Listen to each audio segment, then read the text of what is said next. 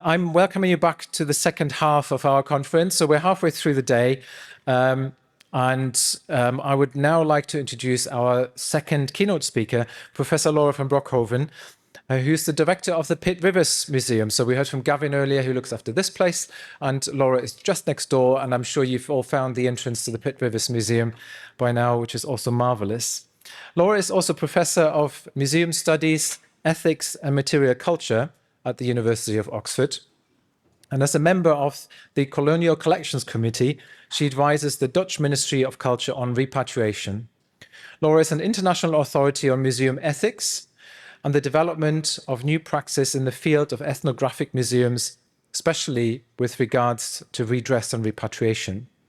At the 2022 European Museum of the Year Awards, Laura was awarded the Kenneth Hudson Award, congratulations, for institutional courage and professional integrity by the European Museum Forum as recognition of 4 museum directors for their personal courage and professional integrity in their continuous contributions to developing a new global ethics for museums, addressing the urgent and contentious issues of decolonization, restitution, repatriation. In May 2025, Laura won the Making a Difference Globally VC Award and the Museum and Heritage Partnership of the Year Award for the groundbreaking Maasai Living Cultures project. Thank you very much, Laura.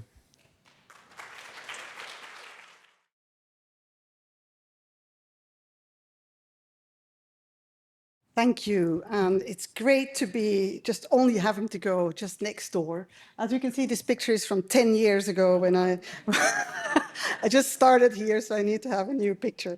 But I'm very grateful for the organizers. I think the topic is more and more topical by the minute. And as you will see, I'm actually questioning, a bit like Sasha, whether museum diplomacy is enough, or should we actually think about museum solidarity? Is that more inclusive? Is that more what we need today in this rapidly changing world? I'm going to be reading this out because otherwise I can't stick to my 30 minutes. When we discussed at GLAM board, our gardens, libraries and museums, that's we're called GLAM, whether we could host this conference, and we were told that the theme would be museum diplomacy in action. I remember having this sort of knee-jerk reaction, thinking, what do they mean by that? And so I started reading up on the concept in the broader field of cultural diplomacy, and a bit like what Sasha was saying earlier, while at first cultural diplomacy largely operated as collaboration between states with museums as conduits to tell stories of national importance, over time, museums no longer solely acted as these sort of instruments of the state, but also operate across public and civic domains. And it's especially the convening powers and the trustworthiness and the networks of museums that, and the fact that they are sort of seen as beneficial to society and that they can positively influence how nations perceive each other, that is what people are looking for to mobilize museums. And sometimes they're even sort of one of the few relationships that remain strong during times of war or strain, which is what Sasha's panel and the earlier panels have spoken about, obviously. Yet my nagging feeling of discomfort with the title of this conference is not so much with the idea of diplomacy as of great importance for the nation state, because if partners are of equal means and possibilities, museum diplomacy can be wonderful for building and maintaining the necessary infrastructure for long-lasting international cooperation. If there is one thing the UK museums offer, it's amazing collections, incredible creativity, an unparalleled convening power. As we can see, the room is full. So we're kind of the envy of the world. And in part, that's also responsible for our today number 4 position on the Global Soft Power Index in 2026. And I wonder what's going to happen to this in the next year, because at the moment the US is still number 1. I would doubt that index much if that is how it stays. My question, however, is with the assumption that museum diplomacy is seen as a force for good, mutually beneficial in equal measure to all parties involved, as if power relations don't play an important and exclusionary role here. Plus, for those museums that are not nationals, which frankly is most of us, we might not usually work government to government, but with communities. And here, I don't find that museum diplomacy affords us and our partners enough space to develop collaborative work that has long-lasting, transformative impact, or work that answers the needs of all partners involved. And to a degree, museums have been part of building international relationships since our origins, especially the nationals and larger university and city museums. And arguably, for many of us, our very roots are in what would, in the 19th century, have been considered cultural diplomacy. With the eyes of today, it may even feel a little uncomfortable, but I'm thinking in particular of the Great Exhibition of 1851 in Hyde Park, London, that was staged in this purpose-built Crystal Palace. Drawings of the time, they show us, sort of the grandness, powerful propaganda tool for empire that it was, flags of every nation waving on top of the palace, a real tribute to English engineering, built of glass with trees and huge fountains inside, and bringing together the riches of the world and wonders of technology and engineering. Moreover, it had an enviable reach. It reached 6 million visitors in 6 months. And we can only dream of those numbers, and that goes for everyone, I think. In a city of 2.5 million people at the time. So people came from near and far to see this marvelous site. And as you can see from Charlotte Bronte's reaction on the site, on this slide, the presentation was designed to feel like magic, a wonderful get-together of human ingenuity, and ignoring the fact that the wealth of all ends of the earth had not been magically conjured up there by supernatural hands, but by the military might of empire through violence and coercive control. Later iterations of similar exhibitions, such as the British Empire exhibition in Wembley in 1924, were used as tools to sell stories of white supremacy. As is well known, human zoos put on display over 270 people from Africa, Asia, and the Middle East. And in the event program, it was claimed empire had tamed these savages and brought improvement to their lives. And exhibits were especially there to signal further development potential, especially in mineral extraction. That one drew even more visitors, 27 million visitors over 2 years. I mean, it's just, these numbers are incredible. So yes, exhibitions have proven themselves to be powerful tools of persuasion, nation building and communication, yet in comparison to more direct economic interventions or military presence, they're often portrayed as quite innocent parts of soft power. Now, I don't want to suggest that museum diplomacy today is necessarily part of sinister work, but I do want to draw attention to the fact that a reckoning with these historic injustices and power imbalances is largely ignored in the post-Brexit Britain soft power agenda, which I'm looking forward to seeing published soon. While in the mind of people who suffered the consequences of these injustices, they do continue to play a significant role, especially with regards to the needs of communities whose objects were brought here as part of colonialism and the complete lack of constructive, forward-looking and courageous engagement with the topic of return on a national level in the UK. In the case of the Pitt Rivers Museum, for those of you who haven't gone, go see it because it's quite a sight. We get these cultural attachés and diplomats. They come and visit us regularly, usually promoting an important artist or alone, or more frequently, they visit us as part of a repatriation request. The question we're asked is, how can we get back the things you took? So what tools do we have at our disposal when those questions are asked? When the central issue is not a lack of contact or a wish for more visibility, but a need to address a historical injustice of dispossession and extraction's ongoing asymmetry, including loss of land and overall cultural destruction.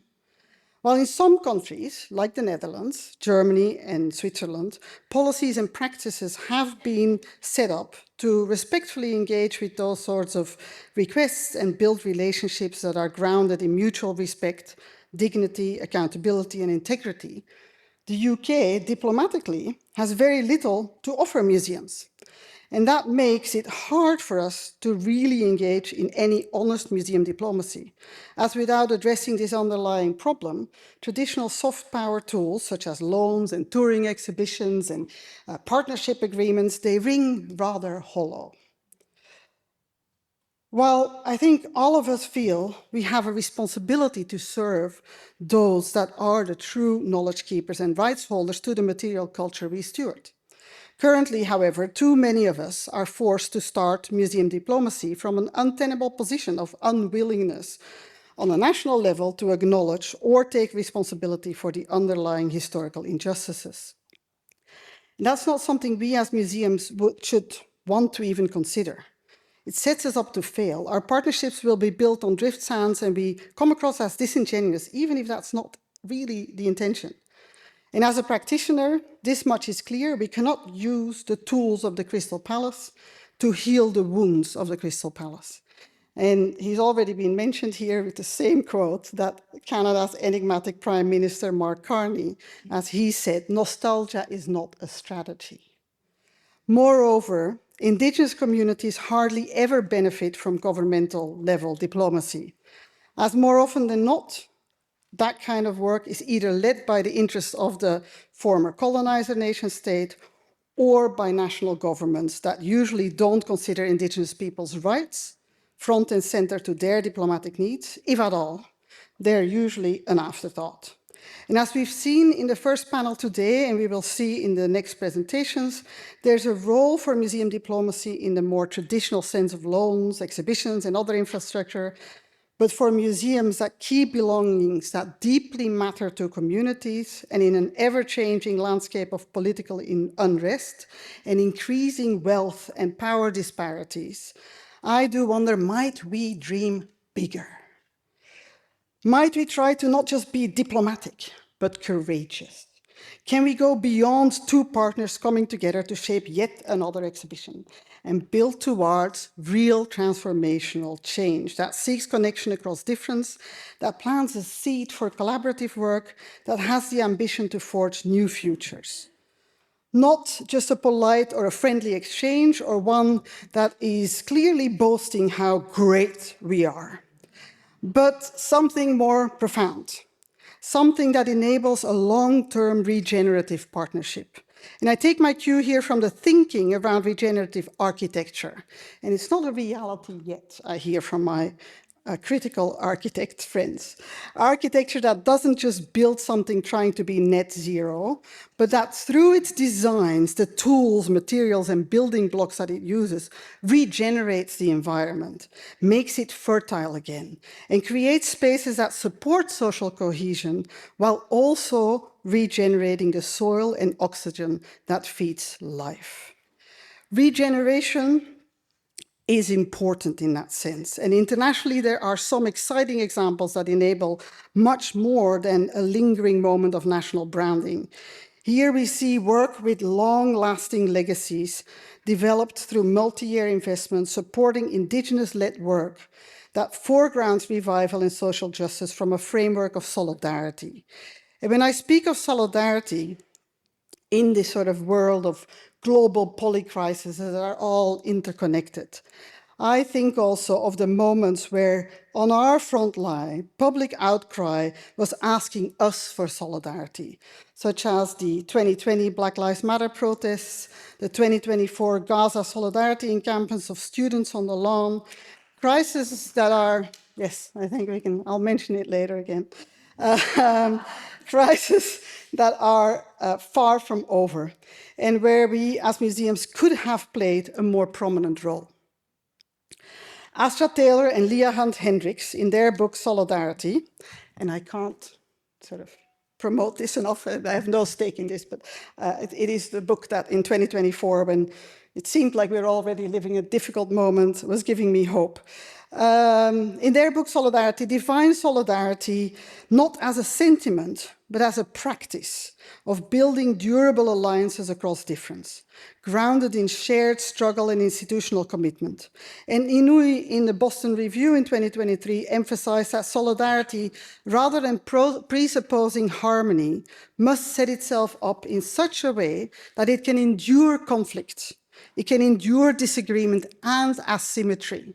And I think that's important, that when we're saying we just work with the people who can feel empathetic to us, that is not our reality in the Pitt Rivers Museum. We get people who are really angry when they come and visit us, and we still build these partnerships. So there doesn't need to be a ground that is only built on harmony.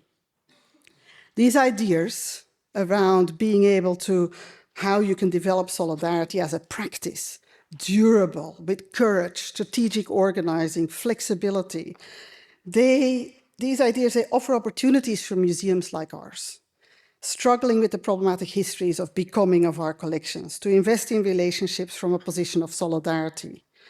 In our experience at the Pitt Rivers Museum, developing these long-lasting relationships requires time, effort, flexibility, and trust. And instead of centering our needs, we need to start from the grassroots needs of Indigenous people who have a direct interest and emotional bond with the belongings now kept in the museum, and or the needs of our local communities, especially those living in diaspora or seeking asylum, that feel a similar sense of connection to the objects in our museums. And I cannot speak highly enough of the Multaka work, which for those of you that are tomorrow in some of the work that is there, I would really go and see it. And if not, go see the exhibition, which is in the museum. Now, I want to illustrate the transformational change that this sort of work affords through 4 international examples. Each of these were entirely driven by Indigenous leadership, offering a blueprint of how, through doing the work, we can become institutions that, in solidarity, support transformative, regenerative, cultural and societal repair. And let me start with the most all-round, long-term and fundamentally awe-inspiring one. Last month, this amazing podcast produced by Matariki Williams and Jamie Tahana, titled Putatara, came out. It tells a story of these revolutions in Maori art, that because of the way they were set up, curated and ritually opened by Maori elders, artists and curators, and then continuously interpreted by Maori guides, had the effect of changing a whole nation's attitude to its heritage and profoundly affecting the way museums internationally think about and care for Maori Taonga. And I see that there's the old slides here, not my newest version, but you'll get a few less nice slides. All of it started with the 1984 Te Maori exhibition at the Met in New York City, presenting 174 prized Maori Tonga as art. And they really sort of were able to hold their own in one of the world's most powerful institutions. As the producers of the podcast explained, the foundations were laid decades earlier by artists joining a movement to ensure Toi Maori were seen and heard with full iwi authority. After huge success overseas, when the exhibition came back to tour Aotearoa, it touched hearts and souls of a nation, leading to the founding of Te Papa and also the continued holding to account of the Te Papa actually by Maori, and major changes to legislation around Maori language and rights. As with any revolution, there were gaps though. Maori women and contemporary artists, the crucial knowledge keepers and regenerative creatives, were largely invisible in the original Te Maori exhibition. Their taonga were left out, and their voices were sidelined by the male-dominated diplomacy of the time. Visionary thinkers like Mina Mackenzie realized that while the world was applauding the Met, thousands of taonga were still lying cold in overseas museums, uncared for properly, with no way to bringing them home. Mackenzie and other women quietly organized, operating under a radical philosophy: it is time to start keeping our taonga warm again. They brought overseas caretakers to Aotearoa to experience why and how taonga should be cared for differently, forcing directors and academics to prepare for a change. These were not just objects to be kept in stores. These were taonga that were living ancestors. They are to be cared for, guided by Indigenous people. They demand something entirely different from what our usual preservation, care paradigms, they tell us is sector standard. Today, as we meet here in the UK as part of ICOM, discussing museum diplomacy in action, we must confront a major diplomatic gap. Despite the warm relationships, Maori communities still cannot bring their belongings home from most British Taonga holding institutions. Any efforts will hit a wall of a lack of policy that often only permits the return of human remains or items proven to be looted. This is where diplomacy hits its limits. Solidarity demands we move beyond these narrow visions and recognize that for a nation to heal, its living ancestors, its Taonga, must be allowed to return home if they wish them to come home. Now, secondly, as an example, there's a story that showcases what is possible under Indigenous leadership, even in national museums. Because this is a 2023 Niska rematriation of their totem pole from the National Museum Scotland. And it's well documented in articles written by the main protagonist, Amy Parent, and also John Giblin has written alongside her. And it forms part of a much bigger transformational movement of restorative justice led by First Nations in Canada. When the Niska delegation arrived in Scotland to reclaim this belonging, they actually didn't want to accept the policy that existed. They did so with incredible courage, determination, vision, and a grounded steadfastness in Indigenous protocols and Niska ways of knowing and being. When presented with a very new and for the UK quite progressive institutional procedure, in an act of sovereignty, they refused to accept the policy, saying they were not there to be processed by the museum's newly written return policy. They stood on their own ayuk, their ancestral laws, and what happened next is truly inspiring, and I want to show a short clip from the Canadian TV, if this is going to work. This is reunion and reconciliation for the Niska people, a family member finally home. And it brings a lot of emotions to our nation, emotions that are filled with happiness, filled with grief, filled with tears. But at the same time, we're so very happy to have our ancestor home. The Ptsan, or totem pole, was carved in the 1860s, commissioned by a Niska matriarch in honor of her nephew, Talzit.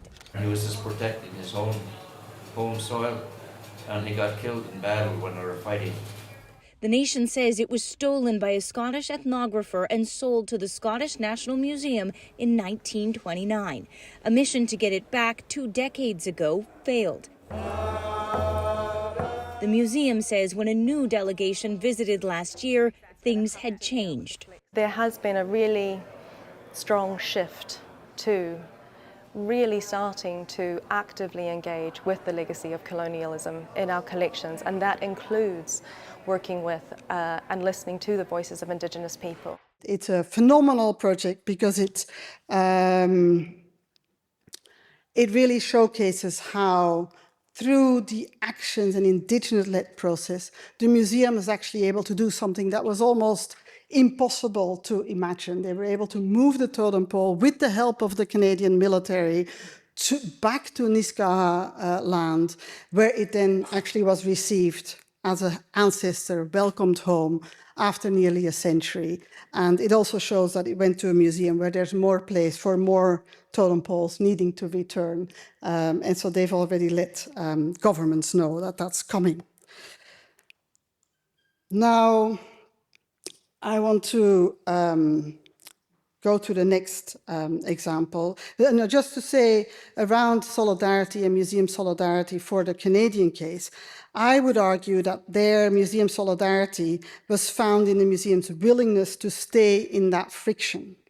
Although shook by the way they were confronted with the power imbalances in their procedures, they displayed the flexibility to engage openly with Niska protocols and change their ways of working. And I think that is really commendable that museums can do that, especially nationals, because they had to move heaven and earth, because they were given a deadline of 3 days to come to a conclusion, which, you know, knowing how long it takes us, that would have been very challenging in Oxford. Now, let's turn to another part of the world, one that isn't a settler colony, and where national governments have only just started to acknowledge the need to make space for indigenous peoples, if they recognize them at all. The Maasai Living Cultures project started small. With the visit of a human rights activist, Samuel Nangiria, to Oxford, it grew iteratively, with the museum working in solidarity with the entire Ma nation as a partner now in a movement of regeneration.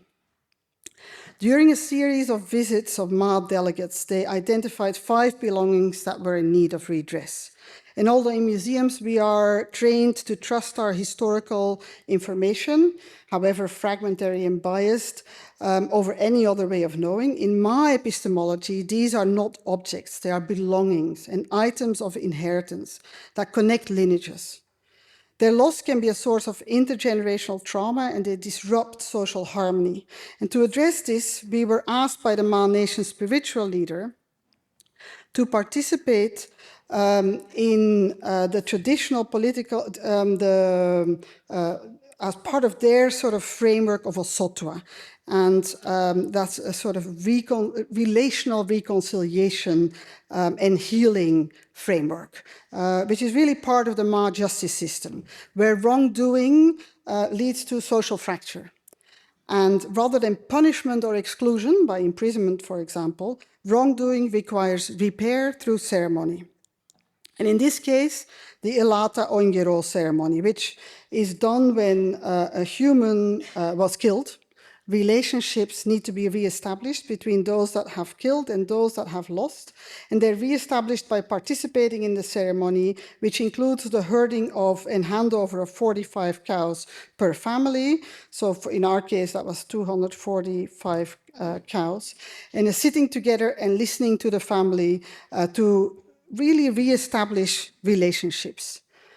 Now, the health and safety and security risks involved in these ceremonies that were attended by thousands of Maasai and received a lot of national and international attention brought quite a few ontological and epistemological fractures. And some retired journalists, professors, and authors have shared their dismay of the way we trusted our partners. And it's true, the process involved a lot of toing and froing, trying to find solutions across difference.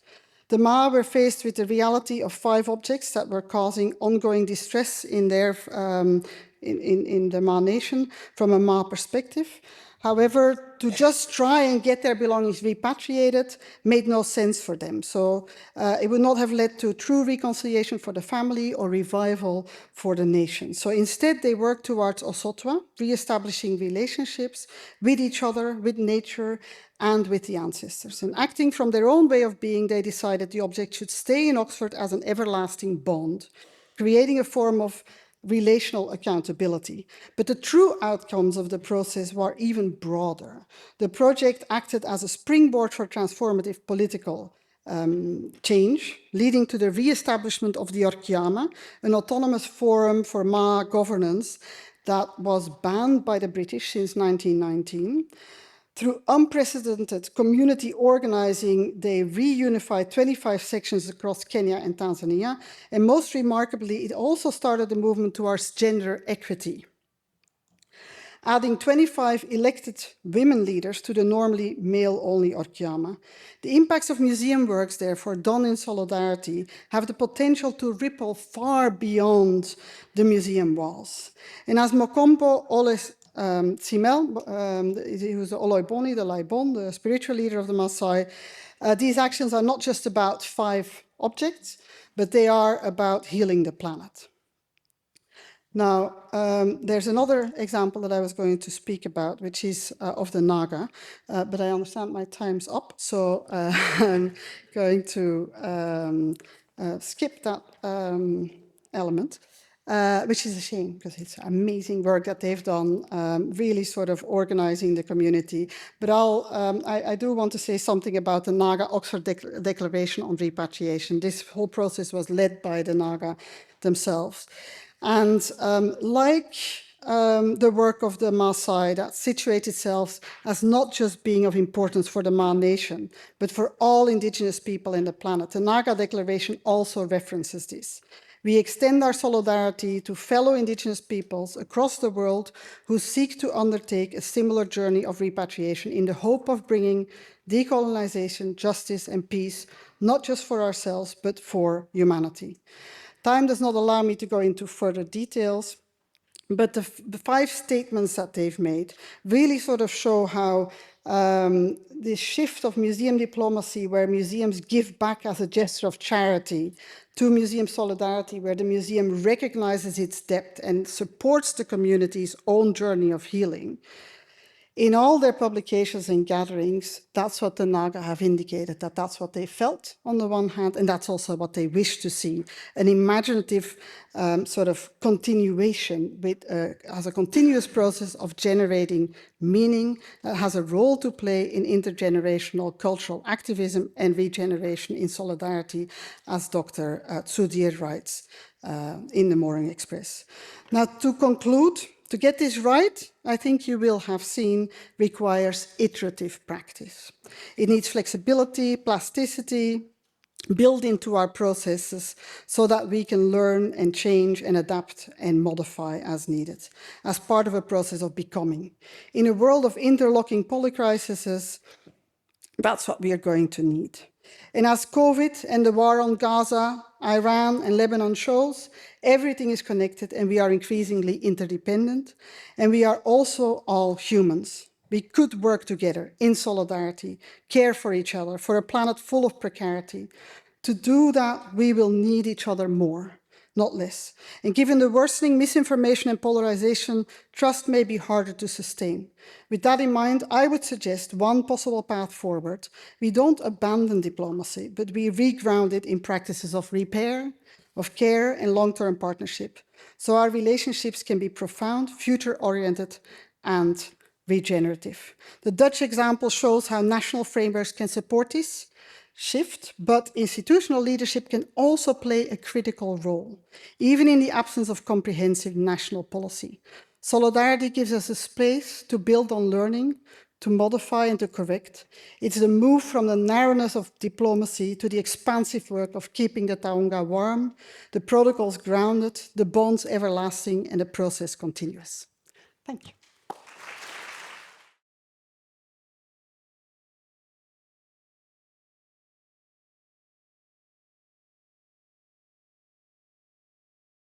We're going to be talking about, the sort of how do we keep these international relationships going in a rapidly changing world. And Jamie, are you happy to start? Yeah?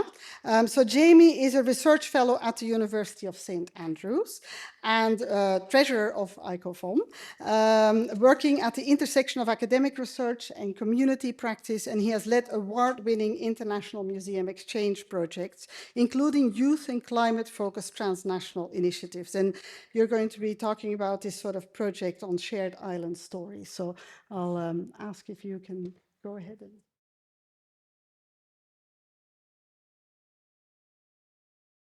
Good afternoon, everyone. Thank you so much. Museums are often described as spaces of preservation, shared spaces to interpret the stories of the past. But in the context of the climate emergency, preservation and stories alone is no longer enough. The question is no longer what we want to protect, but how we can empower our audiences to shape a sustainable future. Today, I will explore how young people, through museum and heritage practice, are already beginning to just do that. But before we begin, I wanted for a moment to pose a question to you all today. I urge you to think about back when you were a young person and what were your concerns about the future. Now consider how those concerns might feel today in the context of local crisis, climate uncertainty, and environmental and diplomatic change. This work connects 2 island communities, the Outer Hebrides in Scotland here in the UK, and Barbados in the Caribbean. While geographically distant, they share deep, entangled histories and contemporary challenges.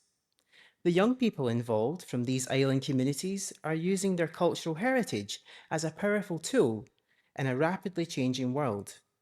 The project was selected by the European Research Council and funded by UKRI, and frames our research within past, present and future contexts.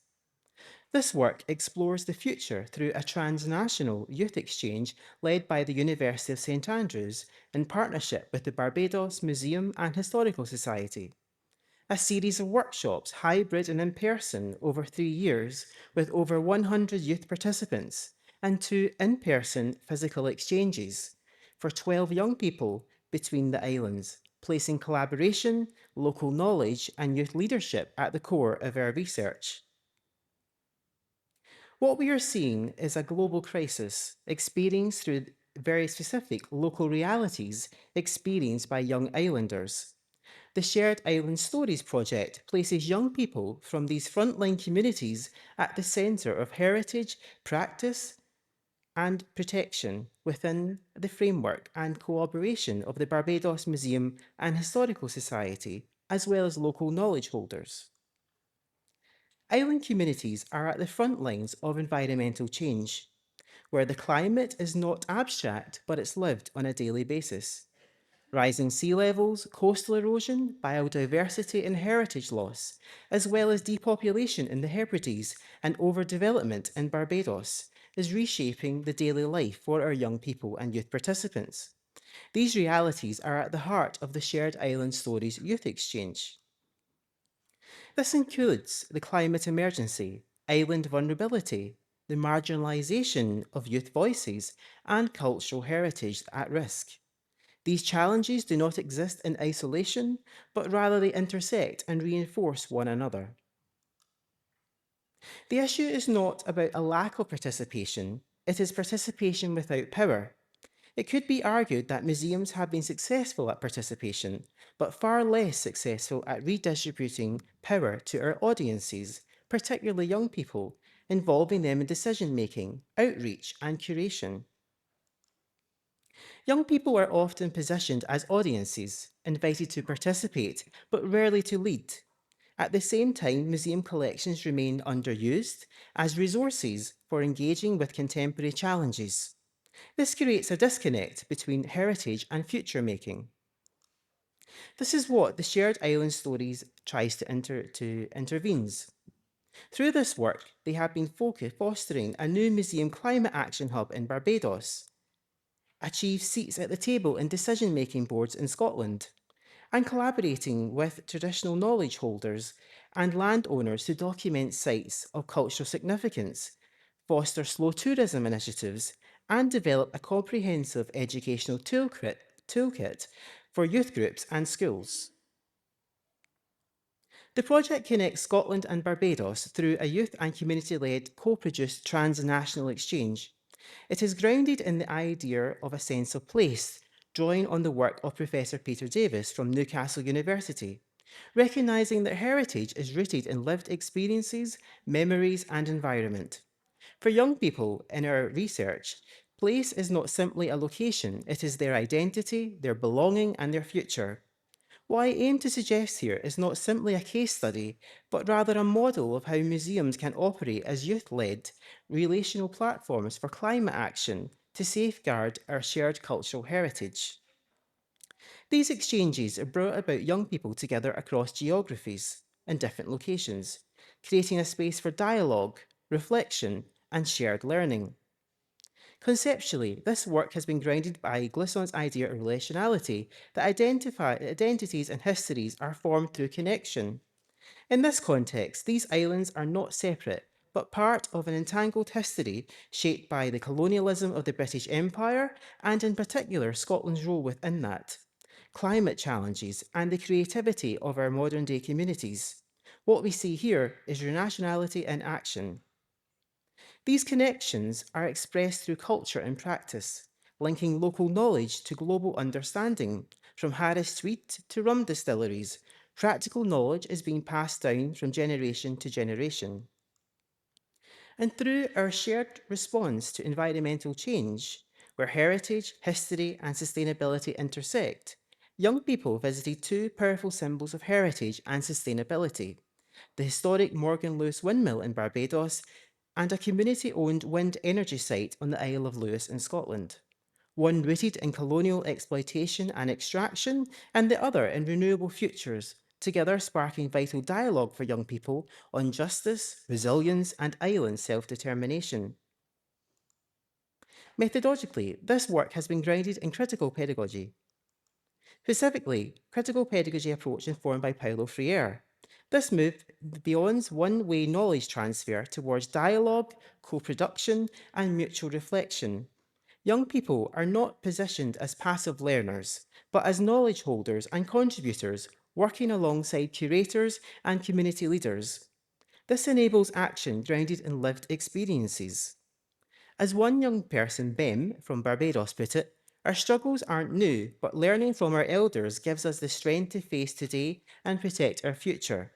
In that one statement, it is the very ethos of this transnational research and island museumology exchange. It's place-based, people-driven, and future-orientated. This highlights the importance of intergenerational knowledge in shaping climate responses. These insights emerge directly from the field. Through practice, making, and engagement with heritage, such as here with traditional weaving practice of Harris Tweed in the Hebrides, has led to a central question. How can young islanders draw on cultural heritage, traditional ecological knowledge, and community resilience to shape climate justice for the future? These are not just abstract questions, they are being explored through lived, place-based experiences with local community groups, such as here in the West Harris Trust in the Isle of Harris, creating community-led slow tourism initiatives. To Walker's Reserve in Barbados, involving young people planting indigenous plants, rewilding, and interpretation dialogue. Young people revisited collections stored away and brought them to life via workshops, for example, reviewing Barbados Museum's colonial-era botany drawings of plants and developing plans for a future community garden, and engaging with sustainability-focused local businesses, such as here on the Isle of Harris.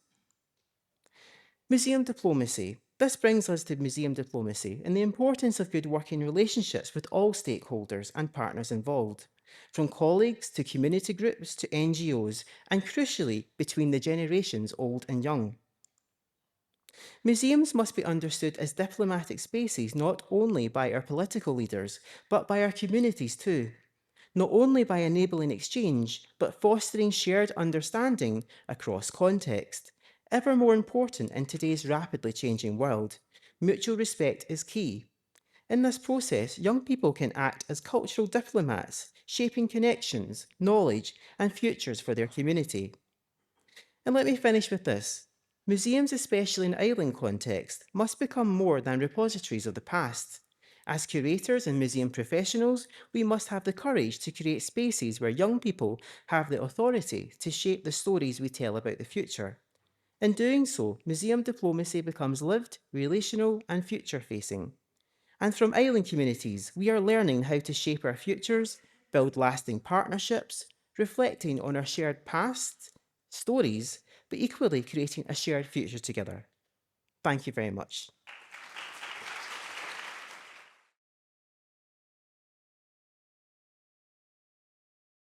AI and Virtual Heritage, Reimagining Museum Diplomacy at the Egyptian Museum in Tahrir. In the heart of Cairo, the Egyptian Museum in Tahrir has long stood as a symbol of cultural memory and global heritage. Today, as museums navigate the complexities of diplomacy in a digital age, artificial intelligence and virtual heritage offer new pathways for dialogue, collaboration, and cultural exchange. This session, AI and Virtual Heritage, Reimagining Museum Diplomacy at the Egyptian Museum in Tahrir, explores how emerging technologies can transform the museum into a dynamic arena for cultural diplomacy in action. By bridging the past and the future, and the local with the global, we will consider how virtual heritage initiatives not only preserve Egypt's treasures, but also foster international understanding, mutual respect, and shared responsibility for humanity's cultural legacy. Let me begin by introducing Egypt's National Artificial Intelligence Strategy. At its heart, this strategy is about using AI responsibly to improve people's lives, strengthen education, healthcare, and culture, and ensure Egypt is a leader in technology across Africa and the Arab world. The framework rests on 6 pillars: governance, technology, data, infrastructure, ecosystem, and talent. Together, these pillars aim to build a digital society where innovation serves humanity and protects heritage. When we think about museums, especially the Egyptian Museum in Tahrir, these ideas take on special meaning. Museums are not only places of memory, they are bridges of diplomacy and dialogue. By applying AI tools such as virtual heritage, interactive experiences, and digital preservation, we can safeguard Egypt's treasures while opening them to the world in new ways. AI can help catalog fragile artifacts, reconstruct damaged heritage, and create virtual exhibitions that allow global audiences to engage with Egypt's history. In this way, Egypt's AI strategy is not about technology. It's about culture diplomacy in action. It shows how innovation can protect identity and foster international cooperation. The Egyptian Museum applies Egypt's national AI strategy 2025-2030 through 6 key pillars that balance innovation with cultural responsibility. Governance and legal safeguards are central, with the Data Protection Law number 151 of 2020, ensuring privacy and cybersecurity. UNESCO's recommendation on AI ethics 2021 guiding responsible use, and the Intellectual Property Law 2002 updated in 2020, protecting ownership of AI generated reconstructions. Technology and innovation bring AI driven cataloging, 3D reconstructions, and interactive experiences, while data as cultural capital secures and shared digitized collections for research and collaboration. Strong infrastructure supports digital archiving and global exhibitions. An ecosystem of partnerships, foster innovation diplomacy, and talent developments equips museum professionals with AI skills. These pillars position the Egyptian Museum as a digital mediator, safeguarding Egypt's heritage while strengthening international cultural cooperation. Let me show you examples from the Egyptian Museum in Cairo. AI in exhibitions. The Antonio Piatto project. In 2025, the Egyptian Museum organized and hosted the Magic of Ancient Egypt through an Italian lenses. Antonio Piatto and Ferzani and Leicester, in collaboration with the Italian Archaeological Center and the renewed photographic archives of Francis Amin. Using AI, the exhibition reinterpreted rare 19th century photographs, bringing new layers of meaning to Egypt heritage. This project, known as the Antonio Piatto project, demonstrates how AI can enrich interpretation in exhibition, and while safeguarding a fragile archive. It stands as a model of cultural diplomacy, where Egypt and Italy cooperated to preserve and share history through technology. At the central hall of the Egyptian Museum, the exhibition presented rare archival photographs together with historic cameras from the museum's collection, offering visitors a simple yet powerful overview into how early photography captured Egypt's heritage and how AI now helps reinterpret these treasures for today's audiences. Making archive photographs move through AI in the videos, promoting videos of the museum, whereby animation, digital restoration creates a powerful way to engage diverse audiences. Let me show you the video that we used in our gallery and on our platforms.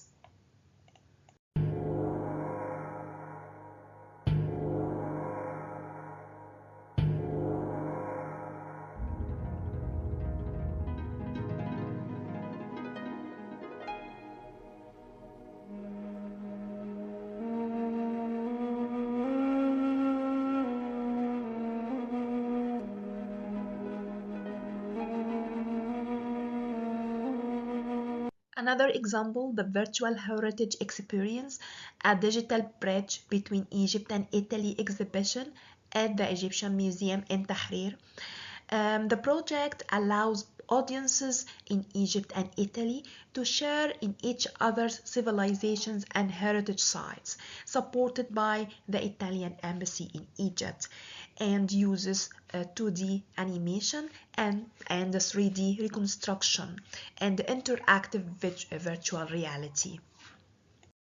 The Bathrooms of Ancient Egypt Sensory VR Experience Exhibition 2024-2025 at the Egyptian Museum in Tahrir offered the visitors a unique way to connect with the heritage through technology. By combining virtual reality with sensory elements, the exhibition recreated the secrets of the atmosphere of ancient Egypt, allowing audiences to experience history not only visually, but also through smell and interaction. Another example is the Revival Project, launched in November 2024. It is a joint initiative between Meta, the owner company for Facebook and Twitter, and Egypt's Ministry of Tourism and Antiquities, that uses augmented reality to bring ancient Egyptian history to life through Meta Spark AR technology. Combined with the 3D scanning photogrammetry, visitors at the Egyptian Museum in Tahrir can digitally reconstruct missing or damaged artifacts, such as the head of Queen Hatshepsut. By scanning QR codes with their smartphones, audiences activate Instagram filters that restore the artifact to their original appearance and provide concise historical context. Another example is reimagining Egypt's history through AI through Nefertari exhibition 2025-2026. The exhibition highlights the treasures of Queen Nefertari and photographic exhibitions of the discovery of the tomb. And through AI, we're gonna see right now the features of Queen Nefertari and King Ramses II reimagined through AI, and we used such videos on our platforms and in the exhibition.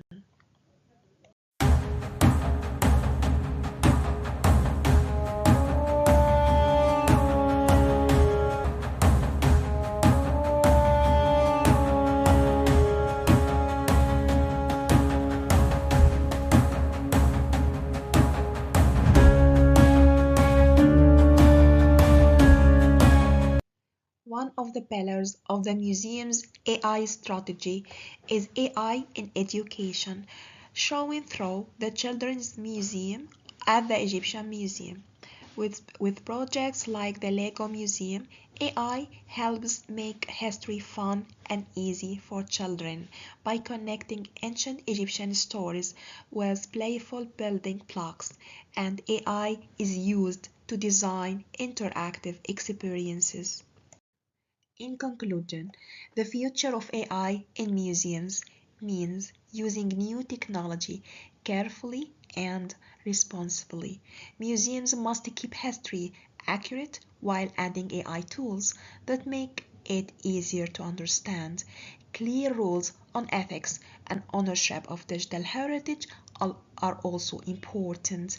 By working with other countries, museums can build global partnerships where AI becomes a way to share culture, encourage dialogue, and connect people. This is how AI can help us not only protect the past, but also bring cultures together for the future. I will leave you now with one more video, interactive one, from the Children's Museum of the Egyptian Museum in Cairo. Thank you very much.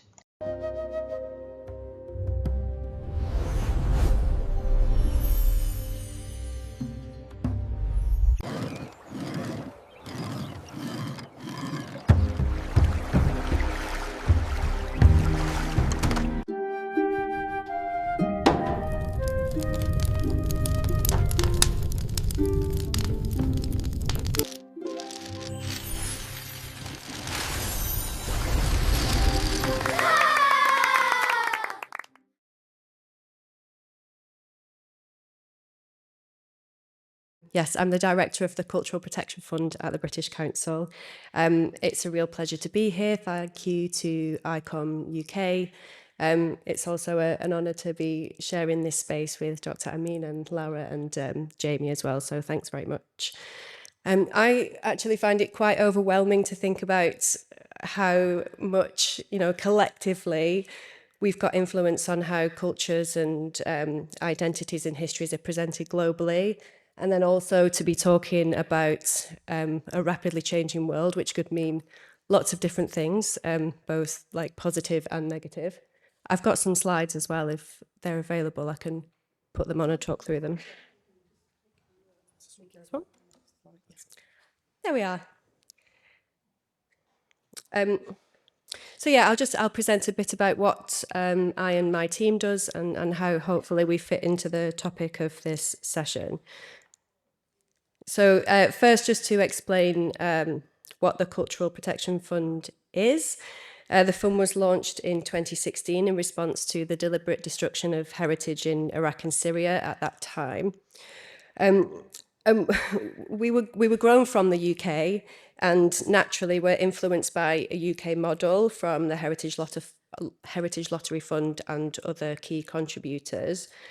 And that gave us the language and the parameters and the baseline that everything starts with communities, and it's funded by the UK government's official development assistance budget as a partnership with the Department for Culture, Media and Sport, DCMS. So as a UK government initiative, it's got its own aims, and cultural diplomacy is of course one of those aims, but the programme in the hands of the British Council has become one of cultural relations and I hope solidarity, and so we've learned and evolved and grown from that organisational objective. I'll play this short video just to bring the fun to life a little bit.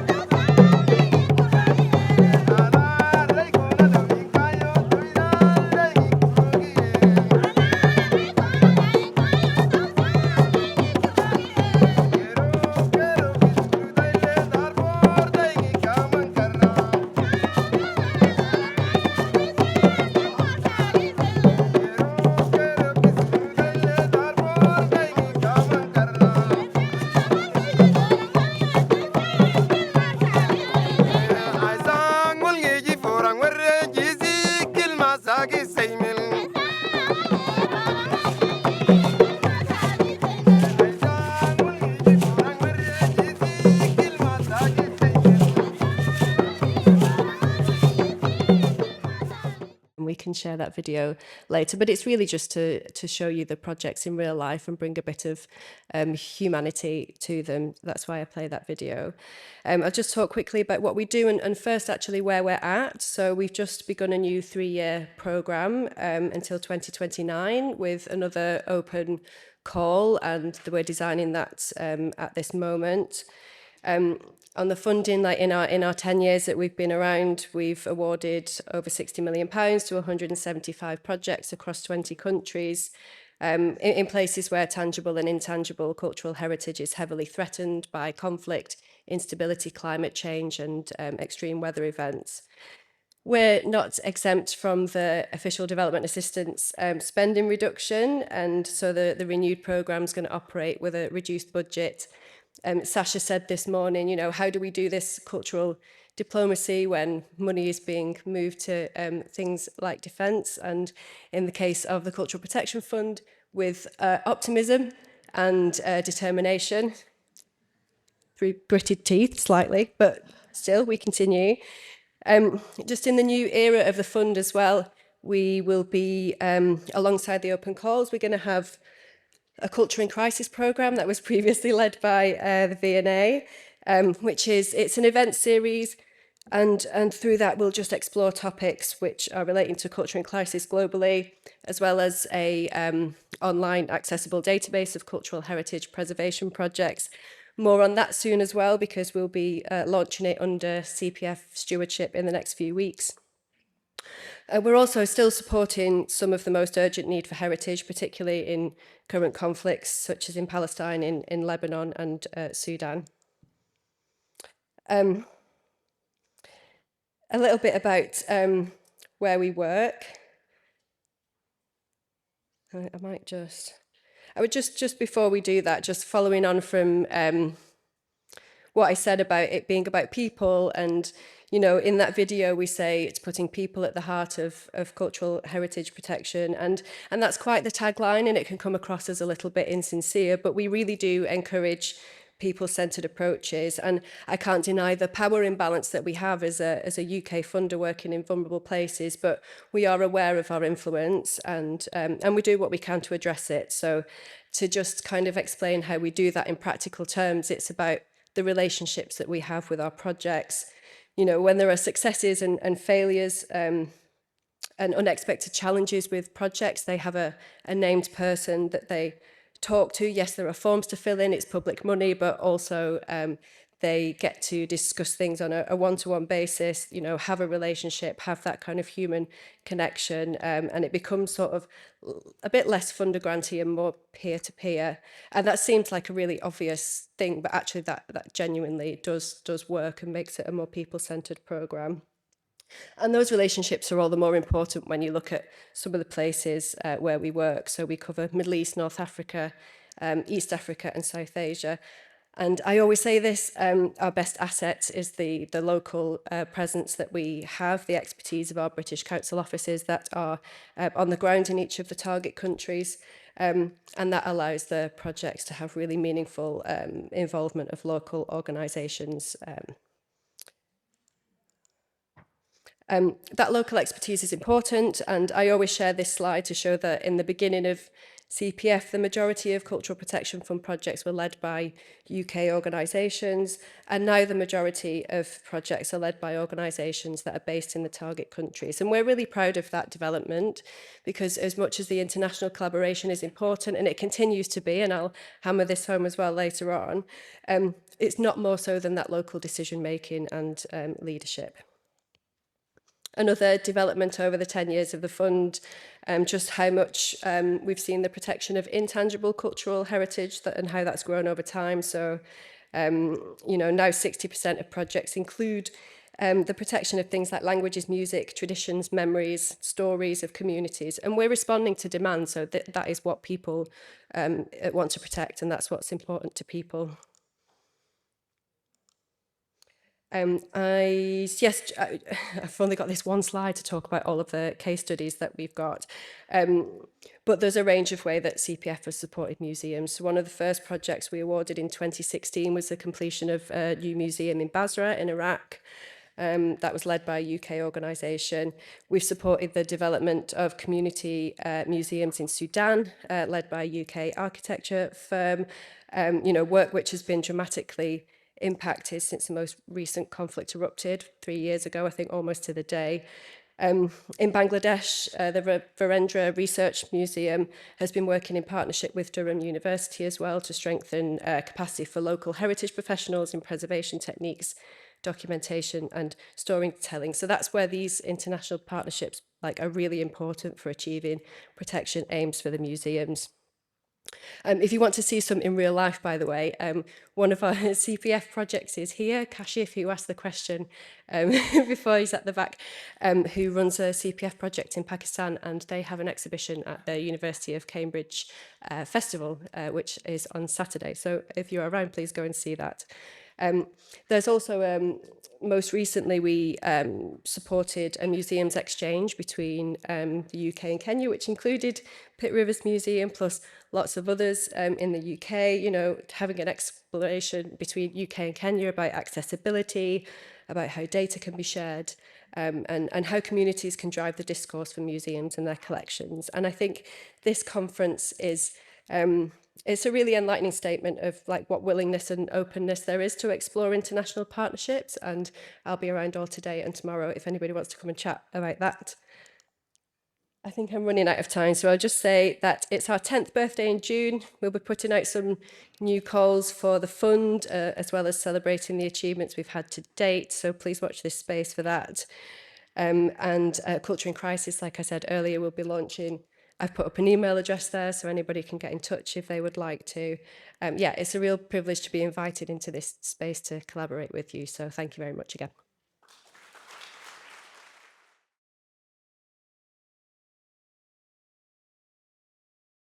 So I think we can open the floor for questions. I have several questions myself, but I'm going to skip those because I think we only have about 7 minutes left, and I'll give priority to those that are in the room. But I think some of the sort of key questions that certainly are important to think about is, well, on the one hand, the fact that sort of there's all of the presentations have really looked at museum diplomacy beyond just custodianship.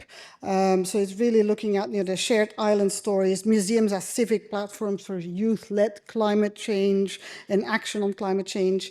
Egyptian museums as agents of sort of national strategy through digital technologies and the use of AI, which I think were quite imaginative, but maybe I'm too traditional. But on the one hand, I love how it can really humanize old photography, for example, which is quite beautiful, but it also gives us elements, I think, around sustainability, around creativity and artists, where we can start thinking about the sort of elements towards AI that can be difficult. And then there's the Cultural Protection Fund with the museums as stabilizing actors in conflict and climate crisis, which I felt were really interesting to sort of see all those different dimensions around diplomacy from the different presentations. So thank you. Is there questions from the room? Please do raise your hands. Mohammed, is there more questions? I just want to know how many questions there are. Yeah, Mohammed, go ahead. Thank you for presentation.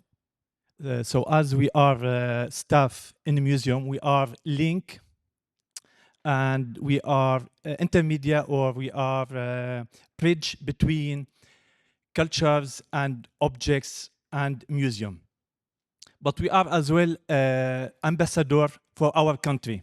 So you said that you support Syria. So you support Syria maybe during last 10 years. So that's mean in Bashar al-Assad regime. So it's okay, you support before maybe, like I attend event, it was in the British Museum, it was for Palmyrian Voices, support people, refugees in Turkey, which is good. But now after the Syria has the freedom, are you planning to support our country more than before? Because now we have acceptable regime in our country. Thank you so much. Thank you. And I encourage you, please, to support our country. Thank you. This is why we should be ambassador for our culture, our country, where we are. Thank you. Yeah, I mean, the fund, it was set up in response to destruction of heritage in Syria, and we've been there the whole time, the whole 10 years. It's been really difficult. There's been a lot that we've not been able to do. But before we were not able to have projects in regime-controlled areas, for example. So there seems to be more of an opening up and an opportunity for us to be able to do more in Syria, and we want to, but we're doing it in the context of having less funding. Good. Is there more questions? Questions for Shireen also. Thank you for joining us. It's actually for Shireen. Thank you very much for the presentation. I just wanted to ask you about copyright, particularly with the images. I think you showed us the reconstruction of the broken statues, that there was a collaboration between the Egyptian Museum and Meta. What sort of copyright agreement have you done with them? Thank you very much. Thank you so much. We actually signed the contract with the Ministry of Tourism and Antiquities in Egypt. they reimagined the object in the National Museum of Egyptian Civilization and some objects from the Egyptian Museum. So it's like a joint project between NITA and the Ministry of Tourism and Antiquities in Egypt. And based on that contract, we guarantee the copyright. Does that answer your question sufficiently? If they can use the images out with the program, because Meta can use the images if they have the copyright, can use them wherever they want. And I wonder if there was sort of rules regarding what they can use the images for. But thank you very much. Let me tell you that we select a certain object that NITA can use, and a certain object around the 7 objects from the Egyptian Museum. And we worked with them on we can use only the 7 objects in promoting campaign, and we sign a contract based on this. Thank you. My question's also for Dr. Shireen. Thank you for that presentation. It was really interesting. I'm just wondering whether you've come under any criticism at all for using AI rather than artists, because I think that's something that we face in the industry at the moment. Tell you, for example, on the exhibition of Antonio Piatto, when we recreate the history of the old photo, we search about the real people, how they work and how their attitude, in order to make the prompt that we made the video from. So we are working based on the historical records when we are reconstructing the AI. So I think as an artist or as whatever, as a creator in the museum, I think AI can address a diverse audience, and this is needed for the young audience, of course. But the ethical way to use the AI and used on the basis of the historical basis or based on the historical resources, that is very important. Yeah, I think with regards to these sort of the images that you showed us last, which was the film with these graphic novel sort of images, were those all AI generated or were they done by graphic novelists, Egyptian graphic novelists? We have a museum at the Egyptian Museum full of Lego. So all these are the objects in the Children's Museum of the Egyptian Museum. What I did through the AI team in the museum, that we make all these objects moved, and we make a graph for an old pharaohs inspired by our programs. But all the Lego objects are the same object that are in our museum. So it's like an announcement, an interactive way to attract people to visit the Children's Museum, a Lego museum, which is part of the Egyptian Museum in Cairo. Okay, fabulous. Thank you. I think we've run out of time, is what I'm being told, and I've already ignored you too many times, so I'm sorry. But thank you so much for wonderful presentations.